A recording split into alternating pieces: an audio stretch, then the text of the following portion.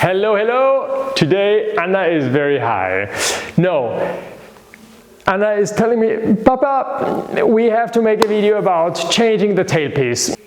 Actually, it's a good subject because lots of musicians actually would love to change the tailpiece, but then at the very end they're a little bit afraid. And I don't know what's around here now in the internet about this, but I show you how you can change a tailpiece. Now, should I take a violin, a viola, double bass, cello? And I decided the cello. First of all, because it's easier for all of you, because the subject is always the same, for all of you to see what we're doing. And because we don't have such a great lighting system, so please understand. And the other main reason is that very often cellists actually want to change tailpiece. And the reason is that, hold on, now you see me better, right? The reason is that most of them get the instrument and then something is not working on their tailpiece. This could be that it is not a very German-made tailpiece. Or they have a high-tech material and they want a different high-tech, like this acousticus from I don't know, acousticus, it's acousticus, it's made in Germany. It looks awful, I have to say. It's shiny plastic, and once it is on, it's deformed like this, but has already its metal tail gut inside. But it's definitely the best sounding for a cello, okay? And it has 4 fine tuners inside. So if you play the violin and you want now, instead of 1 fine tuner, 4, or you have the 4 inside and you want to switch to a real one with only 1 fine tuner inside, then you have to change, right? And the tailpiece has an extreme strong impact on its sound. So lots of people believe that a wooden tailpiece is great, which I think it has its own taste. Palisandre or rosewood tailpiece is very beautiful to look at, but definitely I saw that probably ebony isn't that bad how it sounds, yeah?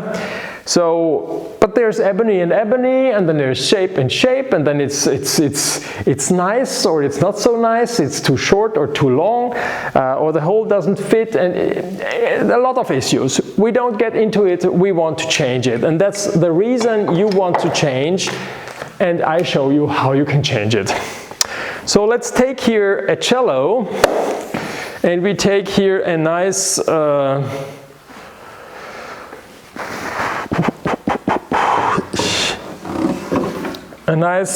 Linea Macchi Stradivari cello, and we say that here is now the Wittner tailpiece on, which has a quite straightforward, slightly sharp sound.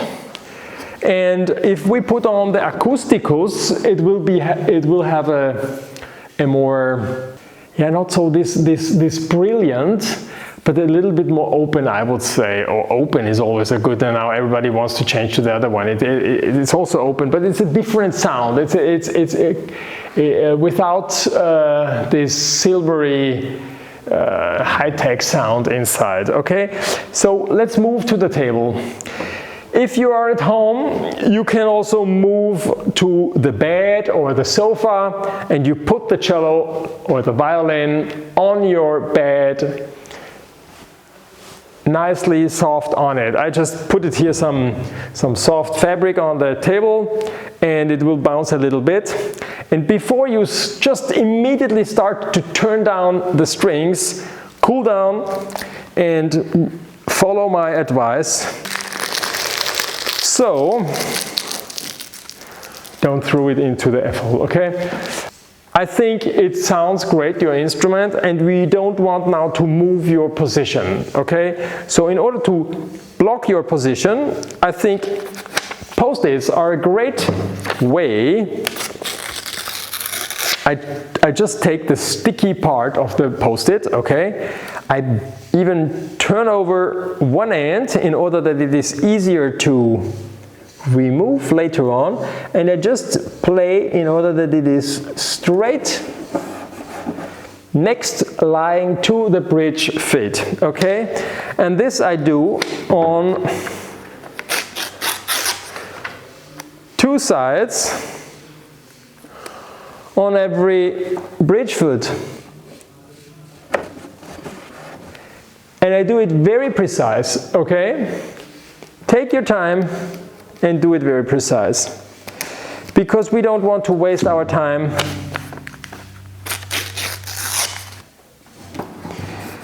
If you do it, just leave it only for 1 or 2 hours on and not too long, otherwise this glue would leave a nasty spot here if it stays for weeks in warm temperature. And I like it if you leave it long, so you can perfectly line it up with the edge. On a violin, certainly you can make with one Post-it both legs on the back side, and then you just do the left and right side, because this is important and this is important, okay? Now, before you loose down the strings, calm a little bit. Take a fabric or 2 and put it down here, yeah? Because when you loosen it, it will smash down and you don't want to destroy or damage the varnish, okay? Now you can loosen up the strings.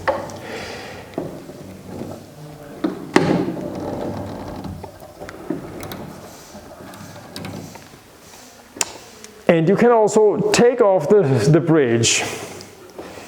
Now actually you are finally at the point that you are at the critical point that the sound post could fall down. In this very moment, don't take your violin in the Cs, it will immediately fall down, because as soon as you push here, it's falling down. So don't do that, okay? Put this on the side. And let's say we go from the Widner to the Acousticus here. And we take out the new tailpiece. This is the one which I told you that's already inside. On the Widner here, I have a Widner steel string, which I think is also very nice. And so I bend it here a little bit that it is already around like this.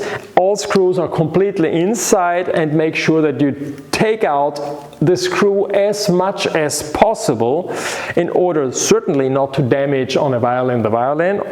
But the instrument itself sounds even better if the fine tuners are most out possible, okay? Believe me, if you tune your instrument, try to keep your fine tuners as much out as possible. And it is not a joke, but it is even sounding better.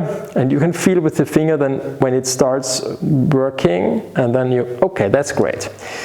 So we put it here, and now we take down the strings.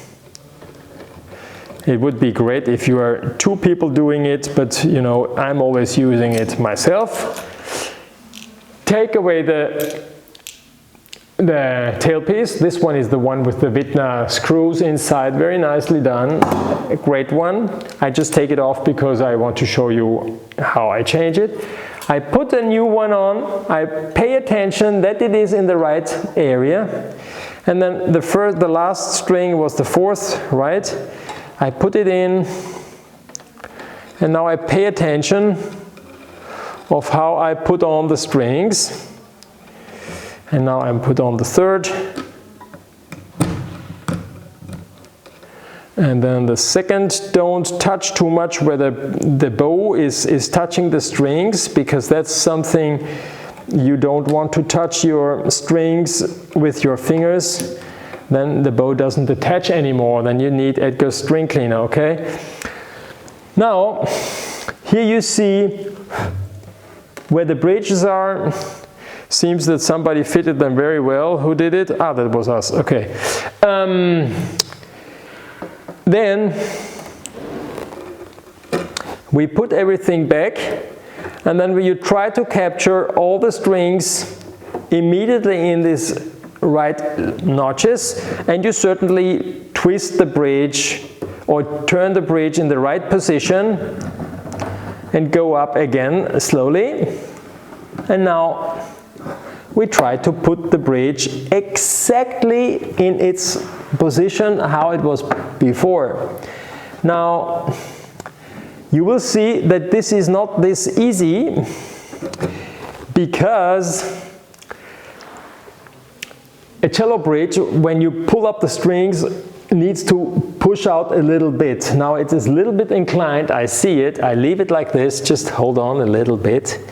I put everything in the right position before doing everything at the very end, and before I do all the rest here, actually here you see on the string that it should be here, so you could leave it like this, and by tuning up it's coming to the front.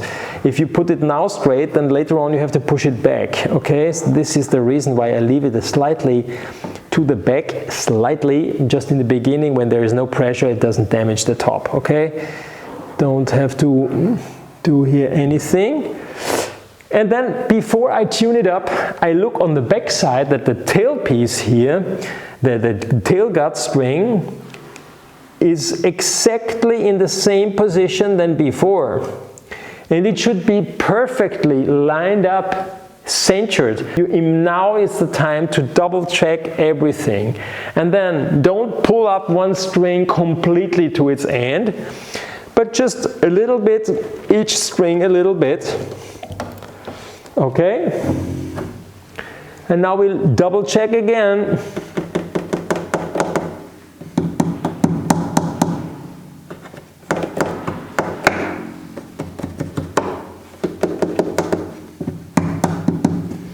Yeah, and then here on the cello there's like 0.5 millimeter, 1 millimeter, which this leg has to go out a little bit more.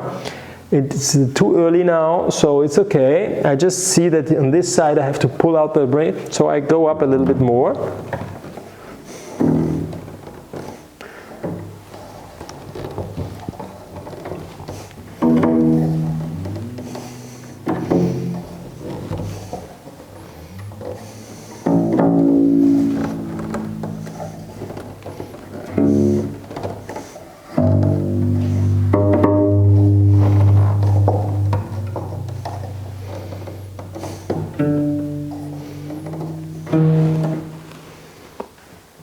Once again, I have to put it out.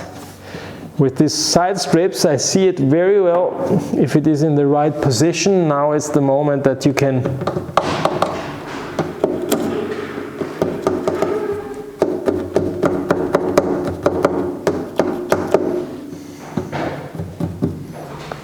This is actually pretty good how it is. Okay, now is the time. Here everything perfect. A little bit this one maybe on one side. No, it's okay. Now you can take it away. Be sure that it is moving, okay, and not that it's loose, otherwise it would make an ugly sound. Has a little bit of tension has to be on each key here, and this is actually already everything done, perfect. Now the cello is good standing, 90 degrees, and you can tune it up and recheck that it's not coming too much in the front. If it is going too much to the front, you have to move it a little bit more towards the tailpiece. And this is actually everything. And now if you want to change it from this one to a wooden one, same story, same thing. If you have precision keys, you don't have any fine tuners here, then you just have precision keys and you put a wooden piece, and this is actually the ideal solution, like we have it here on this Scala Perfetta, where we have a wooden tailpiece and then we have the precision keys up there, which is recently very requested. With additional 200 euros you get a cello like this. Yeah.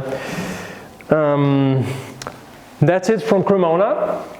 If you want to know more about my instruments, if you want to listen to them and to double check them and look what's available, you just go on my web page in the very beginning, then you choose shop, or you go directly to violincellomaker.shop, and you are in my Shopify store, and you can check out all my things. Okay?